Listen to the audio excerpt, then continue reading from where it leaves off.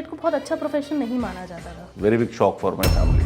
क्या गलती कर जाते हैं कि वो पैसा जब इन्वेस्ट करते हैं कहीं पे, उसका पैसा रिटर्न उसको मिलता ही नहीं है। 100 रुपए की चीज़ है, अगर आप उसको पहले ही जाके 180 रुपए में खरीद लेंगे, फिर आप कहेंगे रिटर्न नहीं आ रहा, तो वो रिटर्न आएगा ही नहीं कभी।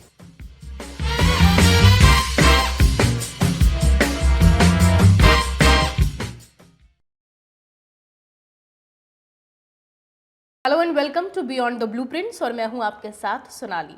और आज मेरे साथ vice president mister Bhupesh Nagarkoti ji मौजूद हैं। बहुत बहुत स्वागत है सर आपका। Thank you. सर सबसे पहले ये बताइए, 25 साल हो गए आपकी जर्नी को और 2025 की शुरुआत होने जा रही है। इन 25 सालों में क्या कुछ सीखने को मिला है आपको? देखिए, आपने कहा 25 साल, तो सुन के सडनली मुझे रियलाइज हुआ क्वार्टर ऑफ अ सेंचुरी मैंने, मतलब इतना लंबा मेरा करियर हो गया। Right. I started my journey very long back 2000 में, इनफैक्ट एग्जैक्टली 25 ईयर्स होने जा रहे हैं। And those are very humble beginnings. Diversified career रहा है मेरा in the true sense. I started off as a school teacher actually. अच्छा, I used to teach in a Kendriya Vidyalaya, so I was a computer teacher. Where? That was in Delhi. अच्छा, दिल्ली होगी। Delhi, Keshavpuram. So I did that stint for a year. एक साल मैंने वो किया. Then after that I did my MBA, Indian Institute of Foreign Trade से marketing में MBA किया, and then I joined Wipro Technologies as a SAP consultant. अच्छा, And then after that the real estate journey started. So 25 साल में मुझे लगता है बहुत ही diverse fields, from teaching to Yeah. IT consulting to retail consulting to real estate now. और अब पढ़ाते क्या थे उस टाइम पे? मैं उस टाइम कंप्यूटर साइंस पढ़ाता हूँ। अच्छा, computer science. Nice. Sir real estate में जो स्विच हुआ आपका, ये कैसे पॉसिबल हुआ? जर्नी कैसे स्टार्ट हुई मैं आपको बता देता हूँ। स्टार्ट हुई मेरी एक बहुत छोटी, जब मैंने खुद इन्वेस्टमेंट करी रियल एस्टेट में। अच्छा, the moment I started my job in Wipro technologies, I actually invested in real estate. Okay, and 3 साल में मुझे रियलाइज हुआ कि शायद जो रिटर्न्स रियल एस्टेट में आते हैं, it's a mind boggling number. मतलब वो रिटर्न्स आप कहीं एफडी में लगा लीजिए, गोल्ड में लगा लीजिए, स्टॉक में लगा लीजिए, वो रिटर्न्स कहीं नहीं मिलते हैं। तो मुझे लगता है real estate as an asset class, because traditionally अगर आप देखेंगे 3 या 4 एसेट क्लासेस हैं इंडिया में जहाँ लोग पैसा लगाते हैं। राइट। बहुत पहले, मतलब 25 साल पुरानी बात करूँगा, तो बैंक में लोग एफडी या आरडी खोल देते थे। शेयर मार्केट में भी कम ही लगाते थे पैसा लोग। दूसरा ऑप्शन होता है आप स्टॉक मार्केट में पैसा लगाते हैं, which could be risk and return game. Correct. तीसरा होता है ट्रेडिशनली इंडिया में गोल्ड में आप पैसा लगा दीजिए, तो स्पेयर पैसा है तो आप गोल्ड लेके रख लीजिए घर पे। And fourth is real estate. मुझे लगता है पिछले 25 साल में real estate as an asset class has grown significantly. और ये मुझे रियलाइज हुआ जब मैंने खुद इन्वेस्टमेंट करी, तो मुझे लगा I think this is the field I should be in and where I should have my career. तो सर जब शुरुआत हुई, रियल एस्टेट एजेंट के तौर पे शुरुआत करी थी आपने? जी हाँ। अच्छा, तो मैंने जब स्टार्ट किया था तो उस टाइम पे we use to be channel partner for various builders in Noida, and it was a long career. मतलब कई हज़ार प्रॉपर्टीज़ हमने बेची एज अ टीम, पर्सनली भी बेची मैंने। And we use to make normal जैसे कोल्ड कॉलिंग होती है आज, मतलब आजकल करते हैं लोग, वहाँ से हमने स्टार्ट किया। एंड देन धीरे धीरे वी यूज टू लर्न, सीखते भी गए, समझते गए क्या करना है क्या नहीं करना है। And then gradually I join the developer firm and here I am now.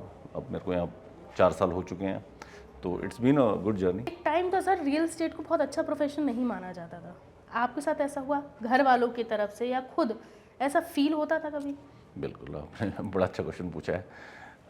देखिए, जब मैं स्विच कर रहा था, I was based out of UK. मैं यूके में रहा 3 साल, जी। And it was a well paying, good paying job, very comfortable. मतलब मैं वो सारे टिक बॉक्सेस टिक कर चुका था जो पेरेंट्स चाहते हैं कि भाई अच्छी इनकम हो, एक अच्छे कॉर्पोरेट में बेटा जॉब करता हो। तो वहाँ से जब सडनली मैंने स्विच किया, तो I think that was a very big shock for my family. और स्विच भी ऐसा नहीं कि आप एक जॉब आईटी कंसल्टिंग से दूसरी आईटी कंसल्टिंग में जा रहे हैं, सडनली आप रियल एस्टेट में जा रहे हैं, जहाँ पे आई शुड नॉट से, मतलब उस टाइम पे तो ऐसा होता था कि 80-90% इलिटरेट लोग जाते थे उसमें। तो इतनी डिग्रियां लेके, इतनी नॉलेज लेके suddenly you are going into a field जहाँ पर एंट्री बैरियर कुछ है ही नहीं, कोई भी जा सकता है, कोई भी दुकान खोल सकता है कहीं भी बैठ के। और वो एक ऐसा दौर था जब मतलब वो आज भी है यार। आप मतलब किसी पान वाले के पास जाएंगे, वो भी प्रॉपर्टी बेच रहा है, मतलब कोई डिफरेंस नहीं है, मैं बेच रहा हूँ या पान वाला बेच रहा है, he is also pitching to someone, I am also pitching to someone. तो वो काफ़ी I would say they protested a lot, but क्योंकि मैं माइंड बना चुका था तो मैंने स्विच कर लिया। घर वालों का क्या कहना था जब स्विच किया? उनको लगा बहुत बड़ी गलती है कि इस तरह के फील्ड में जाना जहाँ पे this field was not very, जैसे कि आपने कहा अभी, वाज नॉट वेरी, जिसमें बहुत ज़्यादा रिस्पेक्ट नहीं मिलती है समाज में कि अरे फॉर इंस्टेंस जैसे हमारे फादर ने कहा कि भाई आपकी शादी कैसे होगी, हम क्या बोलेंगे, ये रियल एस्टेट ब्रोकर हैं। तो वो that was also valid point from his stand point, but क्योंकि वो मन बना चुका था तो मैं आगे बढ़ गया। And now? And I think now अब शायद जस्टिफाई हो चुका है वो चीज़ें कि शायद वो स्टेप जो मैंने लिया इतने साल पहले वो ठीक था, बिकॉज जो जर्नी उन्होंने देखी इट हैज़ बीन रिमार्केबल।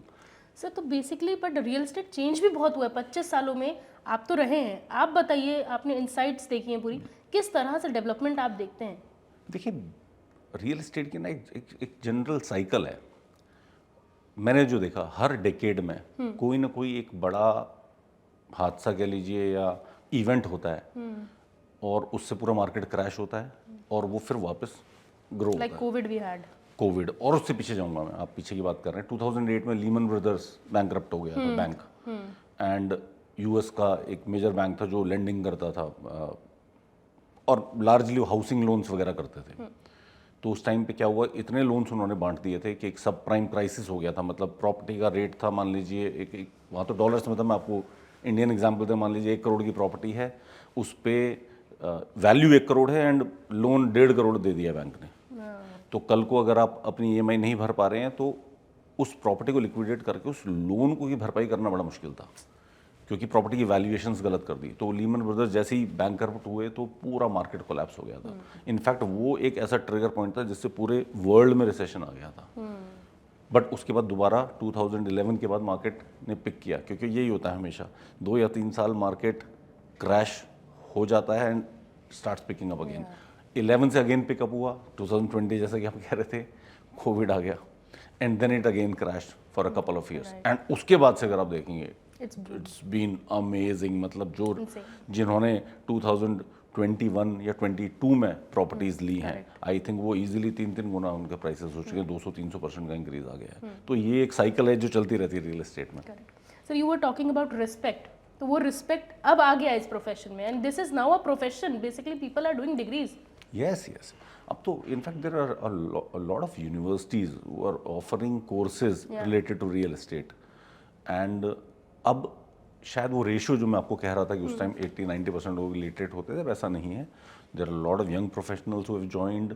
बहुत सारे क्लाइंट्स भी अब प्रेफर करते हैं, बिकॉज देखिए इसमें अब कहीं ना आपको नॉलेज होना बहुत ज़रूरी है फील्ड की, क्योंकि बहुत सारे रेगुलेटरी चेंजेस भी आए हैं। आप आज वो जो मैं कह रहा था आपको कि पान वाला भी पिच कर रहा है प्रॉपर्टी, पान वाला पिच तो कर देगा बट उसको रेरा के बारे में पता नहीं होगा शायद कि रेरा का कानून क्या कहता है, या हमें क्या क्या चेक करना है, ये नक्शे कैसे चेक करने हैं, इसमें एरिया जो दिया जा रहा है actual against the super area carpet दिया जा रहा है वो कितना है, उसमें लोडिंग कितनी है, lot of multiple factors you need to analyse. तो उसके लिए कहीं ना कहीं बेसिक लेवल ऑफ एजुकेशन होना बहुत ज़रूरी है। तो वो लैंडस्केप ज़रूर चेंज हुआ है। तो अब ज़्यादा आप कहेंगे we have a higher ratio of educated people in the industry. Correct. Sir ये तो हो गई मेंस की बात रियल एस्टेट में। Talking about women's in real estate, they are doing so well now. Yes, देखिए क्योंकि पहले उनको लगता था ठीक है यार एक ऐसा प्रोफेशन है जो कुछ नहीं कर रहा वो ये कर लेगा, बट धीरे धीरे अब चेंज हुआ है। अगर आप देखेंगे एक रेशियो अब ऑलमोस्ट ऑल कंपनीज, इनफैक्ट हमारी कंपनी में भी है, we prefer female candidates because we believe that we should have a equal rate, if not equal, we are equal opportunity employer, and हम कोशिश करते हैं कि फीमेल कैंडिडेट्स भी हों जिससे कि एक बैलेंस बना रहे। तो अब तो बहुत लोग आने लग गए हैं इसमें। जैसे आपने बोला कि ऐसा मार्केट है, कभी क्रैश कर जाता है, कभी इट्स वेरी गोइंग गुड, तो जब सेल्स नहीं होती कुछ कुछ महीनों तक, how this impacts the business?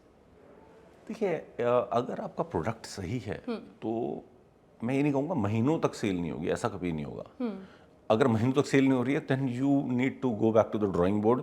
आपको फिर सोचना पड़ेगा कि आपकी प्लानिंग में कुछ गलती है, या तो आपके प्रोडक्ट का प्राइस गलत है, या आपके प्रोडक्ट की रिक्वायरमेंट ही नहीं है मार्केट में। अदरवाइज देखिए कुछ दिनों सेल ना हो दैट इज़ फाइन, बट महीनों तक सेल ना हो ऐसा नहीं होता किसी ठीक प्रोडक्ट के लिए। उसकी प्लानिंग में या उसकी इम्प्लीमेंटेशन एग्जीक्यूशन में कहीं ना कहीं फिर दिक्कत है, तो आपको फिर से पूरा रिविजिट करना पड़ेगा स्ट्रेटजी को, अगर अगर महीनों तक सेल नहीं हो रही है मेरा मानना है। But this impacts you personally, जब कुछ टाइम तक अगर ऐसा होता है? Definitely definitely. आप देखिए अभी ये जो प्रोजेक्ट है मेरा फेयरफॉक्स इओन जो मेरा प्रोजेक्ट है, इसमें ये करीब 2000 करोड़ का प्रोजेक्ट है और ये मुझे कंप्लीट करना है। अगर आप वैसे देखेंगे नंबर ऑफ डेज के हिसाब से आप देखेंगे तो मुझे करीब ये 4 साल में कंप्लीट करना है। एक अप्रॉक्सीमेट नंबर ले लेते हैं, मेरे को 1000 डेज में 2000 करोड़ रुपए का प्रोजेक्ट कंप्लीट करना है। इसका मतलब मुझे हर रोज 2 करोड़ रुपए जनरेट करना है।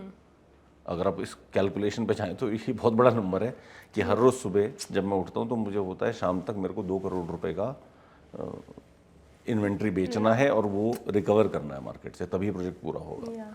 तो डेफिनेटली अगर गैप आ जाता है कुछ दिन का भी तो हमें तो बहुत इम्पैक्ट पड़ता है उसका, बिकॉज मान लीजिए 10 दिन सेल नहीं आई तो मुझे अब सडनली में 20 CR का शॉर्टफॉल हो गया मुझे, क्योंकि एक लिमिटेड टाइम है जो मैंने कमिट किया है क्लाइंट्स को, इन्वेस्टर्स को, मेरे को उसमें वो डिलीवर करना है। और वो डिलीवर करने के लिए consistent sale and consistent collection वो बहुत ज़रूरी है। तो definitely impacts not just me, it impacts the entire universe, because project भी इम्पैक्ट होगा इससे, मेरे जो और स्टेक होल्डर्स हैं, इन्वेस्टर्स हैं, सब पे इम्पैक्ट आएगा। तो definitely it is the cause of concern अगर सेल नहीं होती है। ऑल्सो सर कंस्ट्रक्शन कॉस्ट भी बढ़ता जाता है दिन पे दिन। डेफिनेटली देखिए, the more you delay more difficult it will be to complete the project. जो चीज़ आप देखिए, एक नॉर्मल जिसको इन्फ्लेशन रेट कहते हैं हम लोग 6, 7, 8% होता है। अगर एक प्रोजेक्ट की कंस्ट्रक्शन कॉस्ट है 1000 CR, अगर मैंने उसको 1 साल डिले करा तो कहीं ना कहीं 70-80 CR का इम्पैक्ट आ गया मुझे। 2 साल डिले करा तो 200 CR का आ गया। And if I delay it beyond that तो उसमें बहुत सारी ऐसी इम्प्लीकेशंस भी हैं, ऐसी कॉस्ट भी हैं। इट्स नॉट जस्ट आप जो कह रहे हैं कंस्ट्रक्शन कॉस्ट, एक ऑपरेटिंग कॉस्ट भी है, ऑपरेशनल कॉस्ट, और वो सब आप एडअप करेंगे तो सडनली एक पॉइंट के बियॉन्ड आपका जो प्रोजेक्ट है वो नेगेटिव बैलेंस में चला जाएगा and you might never be able to complete that. जैसा कि हुआ यहाँ बहुत नोएडा के रियल एस्टेट में, ग्रेट नोएडा वेस्ट के रियल एस्टेट में बहुत सारे प्रोजेक्ट्स थे जो कभी कंप्लीट इसलिए नहीं हो सकते बिकॉज वो इतने माइनस में चले गए हैं कि जितना लगना है पैसा उससे बहुत कम आना है। So there is a huge gap and there is no one to fill that gap. तो डेफिनेटली कहीं ना कहीं अगर आप देखेंगे प्रोजेक्ट का डिले होना ये पूरे इकोसिस्टम को इम्पैक्ट करता है। तो जैसे आपने बोला कि कई प्रोजेक्ट्स कंप्लीट नहीं हो पाते, तो डेवलपर्स से जो हमारे नोएडा में भी हमने देखा बहुत ऐसे डेवलपर्स रहे हैं जो फेल हुए हैं, क्या लगता है what's the reason behind this? देखिए, कुछ पॉलिसीज़ ऐसी थी, देखिए मैं हमेशा कहता हूँ अगर आपको डेवलपर बनना है इट्स हाई कैपिटल गेम, मतलब कैपिटल इंटेंसिव है ये। आज अगर मैं 2000 करोड़ का कोई प्रोजेक्ट कर रहा हूँ तो एटलीस्ट मेरे पास इनिशियल कैपिटल लगाने के लिए 300-400 करोड़ होना चाहिए। I can not launch a project and then expect कि कस्टमर्स मेरे को वो सारा पैसा देंगे। पीछे कुछ पॉलिसीज ऐसी थी लैंड आई वुड से अलॉटमेंट्स की नोएडा, ग्रेटर नोएडा वेस्ट में। उसमें क्या था कि मान लीजिए आप एक लैंड ले रहे हैं, यू जस्ट पे 10% of the total amount and rest you can pay in 10 years installments. अब उसमें प्रॉब्लम क्या हुआ कि मान लीजिए 200 CR का लैंड है, आपके पास सिर्फ 20 CR थे भी, आपने 20 CR दिए एंड आपने प्रोजेक्ट स्टार्ट कर दिया इन द होप दैट अब कस्टमर से पैसा आएगा and we will develop it and deliver it. And market तो मार्केट है, कभी सेल होगा भी नहीं भी होगा। If you are too heavily dependent on others कि अब सेल होगा तभी ये प्रोजेक्ट बनेगा, तो सेल नहीं होगा तो फिर नहीं बनेगा। तो इसलिए डिले होता गया वो। एंड वो कहीं ना कहीं मुझे लगता है कि अब वो पॉलिसी जैसे चेंज हो गई है। अब आजकल if you have to take land from Noida authority और great Noida authority, you have to pay the money upfront, which is a very good move. इसलिए अब आप देख रहे होंगे पिछले 3-4-5 साल में कोई डिफॉल्ट नहीं हुआ है। टॉकिंग अबाउट सर प्राइजेस, ये जो प्राइस एकदम बूम कर रहे हैं, चाहे ज़मीन का हो, क्यों? देखिए, एक ना किसी भी चीज़ की जो प्राइसिंग है उसके बेसिक पहले आपको एलिमेंट्स देखने पड़ेंगे। एलिमेंट से मेरा मतलब है कि प्राइस कैलकुलेट कैसे होता है कि देखिए हमारा एक लेबर कॉस्ट है, हमारा एक कंस्ट्रक्शन मटेरियल का कॉस्ट है, हमारा एक लैंड का कॉस्ट है, एक ऑपरेटिंग कॉस्ट है, प्लस उसमें कुछ प्रॉफिट। ऐड करना है आपको, तभी तो प्राइसिंग बनेगी। अब नोएडा में जो लैंड है, नोएडा में लैंड ही अब 6,000-7,000 रुपीज़ फिट से नीचे नहीं है। नहीं करेक्ट। मतलब even at a bad location आपको 7,000 रुपीज़ फीट तो आपको देना ही है घर से। कंस्ट्रक्शन कॉस्ट हो चुकी है 4,000 रुपये फुट, ऑपरेटिंग कॉस्ट भी होगी कुछ ना कुछ। तो आज जो प्राइसेस हैं वो बड़े रियलिस्टिक हैं, बिकॉज ये कॉस्ट ही इतनी पड़ रही है। ये कोई आर्टिफिशियल हाइक नहीं है। जब डेवलपर को अपनी कॉस्टिंग ही 12-13 हज़ार रुपये पड़ेगी तो he is bound to sell at 15-16, तो वो नीचे तो जा ही नहीं सकते प्राइस, क्योंकि लैंड कॉस्ट ही बहुत हाई हो गई है, कंस्ट्रक्शन कॉस्ट बहुत हाई हो गई है। तो अभी भी मुझे लगता है जो प्रोजेक्ट्स कहीं यमुना एक्सप्रेसवे पे या NH24 पे जो आपको 8-9,000 की रेंज में मिल रहे हैं, I think people should grab them, because ये मौका दोबारा नहीं आएगा। True sir, it is set कि फेयरफॉक्स कमर्शियल रियल एस्टेट का चेहरा बदलने वाला है नोएडा में, आपको क्या लगता है? देखिए बहुत कुछ डिपेंड करता है आपका जो ट्रैक रिकॉर्ड है। देखिए मैं अपने मुंह से कहता रहा हूँ कि मैं चेहरा बदल दूंगा दुनिया का, तो वो तो स्टेटमेंट तो कोई भी दे सकता है, लेकिन एज दे से ना the proof is in the delivery. तो 3 साल पहले जो हमने जर्नी स्टार्ट की थी, आई थिंक जिस कंस्ट्रक्शन लेवल को हमने अचीव कर लिया 3 साल में, जैसे हमारा फेज़ 1 है, it is going to be delivered in next 3-4 months, so may be by April we should be able to deliver. And 3 साल में इतनी बड़ी बिल्डिंग को पूरा डिलीवर करना, आई think that it self is a proof of the fact that हम एक जो हमारी कमिटमेंट है इन्वेस्टर्स को या क्लाइंट्स को, हम उसको पूरा करते हैं। मतलब I am very happy to share that हमारा जो प्रोजेक्ट है, इसका जो फेज़ 1 है, ये हम समय से पहले डिलीवर कर रहे हैं। जो हमारी कमिटेड डेडलाइन थी उससे 1 साल पहले डिलीवर हो रहा है। तो ये चीज़ ही अपने आप मुझे लगता है पूरा लैंडस्केप चेंज कर देती है इंडस्ट्री का, बिकॉज अभी तक क्या था, नोएडा ने ये देखा था या ग्रेटर नोएडा वेस्ट ने देखा था कि अगर 3 साल बोला गया है तो 5 साल 10 साल में प्रोजेक्ट नहीं बन रहे हैं। अब मैं कह रहा हूँ कि मैं 1 साल पहले डिलीवर कर रहा हूँ, तो आई थिंक ये अपने आप में एक इंडस्ट्री का चेहरा बदलने का एविडेंस है। सर जैसे आप 2,000 करोड़ का प्रोजेक्ट लेके चल रहे हैं, कहीं ना कहीं रिस्पॉन्सिबिलिटी बहुत बड़ी है, ये क्या एक चीज़ आपको मोटिवेट करती है रोज़ सुबह? देखिए आई थिंक मुझे लगता है जो क्लाइंट्स को जो सेटिस्फैक्शन है मिलती है, जैसे कि मैंने आपको पहले भी बोला कि रियल एस्टेट ऐसा फील्ड है जिसमें रिटर्न्स बहुत हाई हैं। मुझे लगता है, आज मुझे पता है मेरे पास ऐसे शायद 1,000 क्लाइंट्स हैं जिनको 200 से 300% का रिटर्न मिला है पिछले 3 साल में। When I C those happy, because see it's everyone's hard earned money. किसी ने एक रकम लगाई है बहुत भरोसा करके, एंड आज वो अगर 3 गुना हो गया पैसा, तो आई थिंक वो जो खुशी होती है उनके चेहरे पर, आई थिंक वो बड़ा मोटिवेटिंग होता है हमारे लिए कि हम ऐसे ही डिलीवर करते रहे, इन्वेस्टर्स ग्रो करते रहे। I think that's a very big motivating. जैसे सर आपने बोला 3 गुना हो गया पैसा, और कुछ लोग ऐसे होते हैं वो क्या गलती कर जाते हैं कि वो पैसा जब इन्वेस्ट करते हैं कहीं पे, उसका पैसा रिटर्न उसको मिलता ही नहीं है। देखिए there will always be bad investments. अगर आप प्रॉपर्टी की वैल्यूएशन सही करके पैसा लगाएं, वैल्यूएशन सही, अगर 100 रुपये की चीज़ है, अगर आप उसको पहले ही जाके 180 रुपये में खरीद लेंगे, फिर आप कहेंगे रिटर्न नहीं आ रहा, तो वो रिटर्न आएगा ही नहीं कभी। कैसे आके इस चीज़ को थोड़ा बताएं। देखिए वैल्यूएशन आपका ना मल्टीपल फैक्टर्स पे डिपेंड करता है। क्या प्रोडक्ट मिल रहा है मुझे, इसका रेंटल वैल्यू क्या हो सकता है फ्यूचर में, किस लोकेशन पे है मेरी प्रॉपर्टी, इसमें क्या एमिनिटीज़ हैं, एक कॉम्बिनेशन है। मतलब देखिए सर्वे बड़ा इजीली किया जा सकता है। आप कहीं पर प्रॉपर्टी ले रहे हैं तो देयर आर हाई चांसेस कि अगल बगल में और प्रॉपर्टीज भी होंगी उस टाइप की। करेक्ट।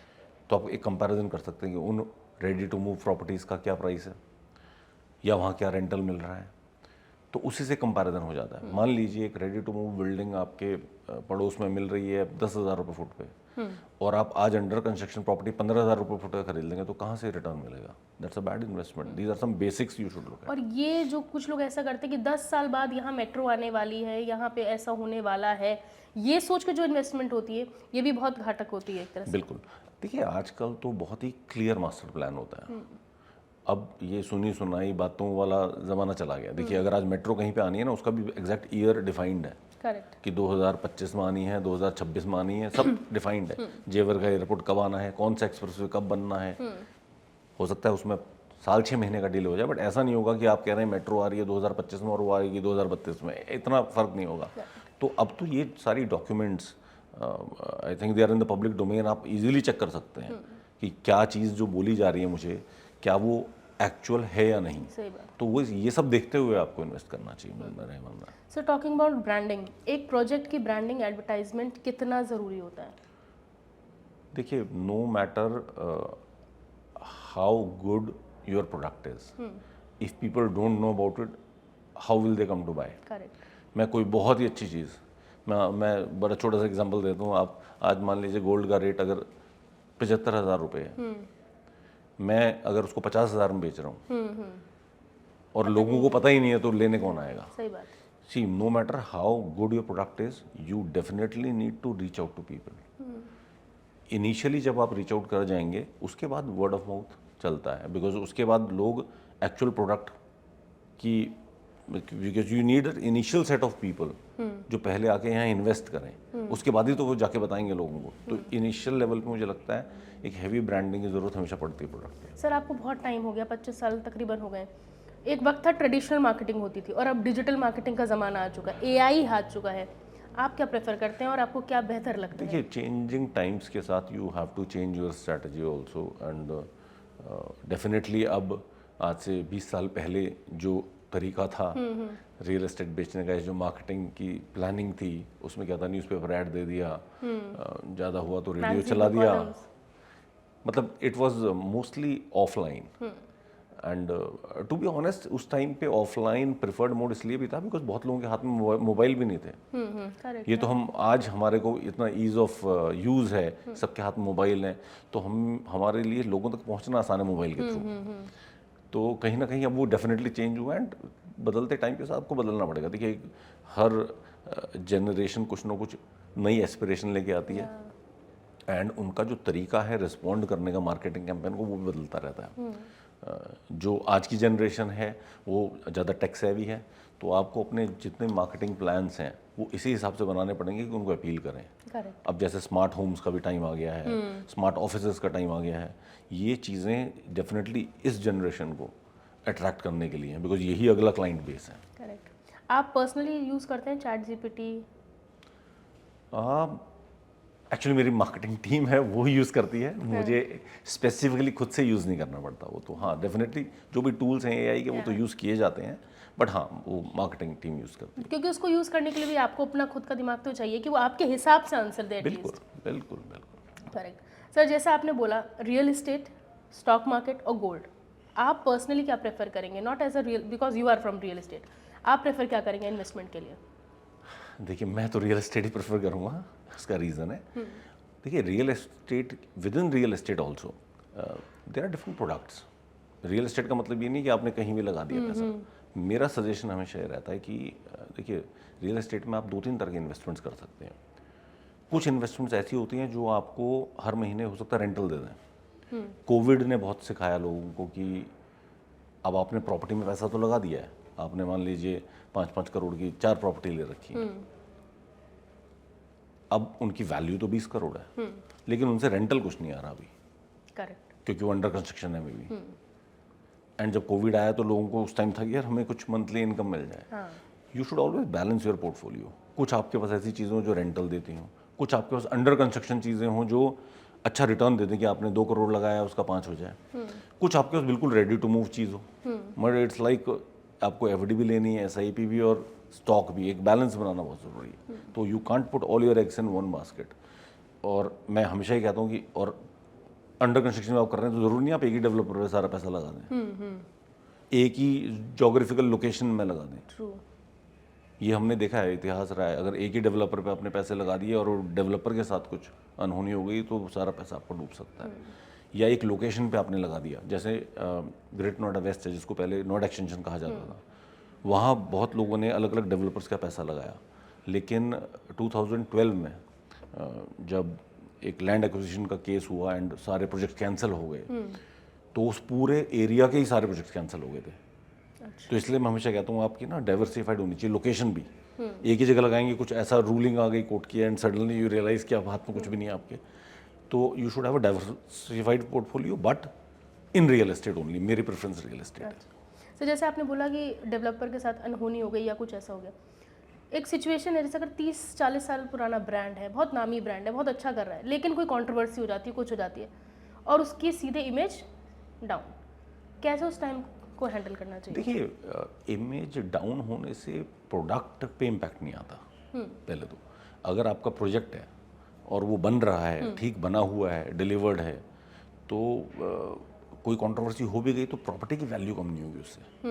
क्योंकि लोग एक्चुअल, मान लीजिए आज मैं यहाँ ऑफिसेज बेच रहा हूँ, तो अगर कोई ऑफिस मैंने अच्छा बनाया हुआ है, गॉड फॉरवर्ड मतलब कोई ऐसी कंट्रोवर्सी हो भी जाती है, तो उस ऑफिस की वैल्यू कम नहीं होगी, क्योंकि उसका एक्चुअल यूज़र रेंट दे रहा होगा या एक्चुअल बायर उसको खरीद रहा होगा, तो उससे इतना इम्पैक्ट नहीं पड़ता है अनटिल अनलेस हाँ कोई प्रोजेक्ट डिलीवर ही नहीं हो पा रहा है। रियल एस्टेट में the risk, the biggest risk is non delivery.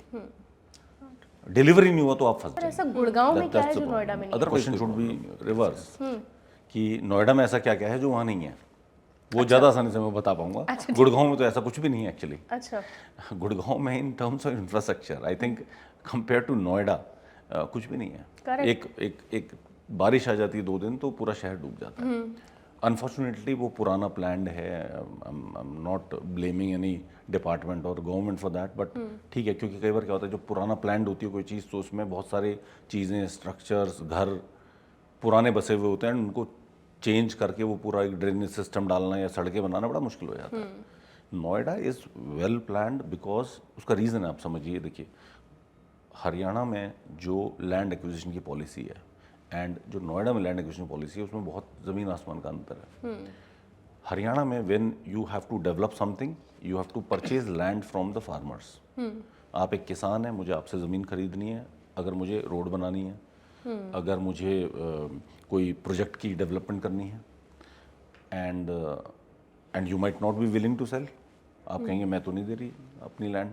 Dwarka expressway classic example है, क्यों अटका रहा है इतने साल, क्योंकि फार्मर्स ने कहा हम लैंड नहीं दे रहे। कंपेयर टू दैट नोएडा में land acquisition policy is different.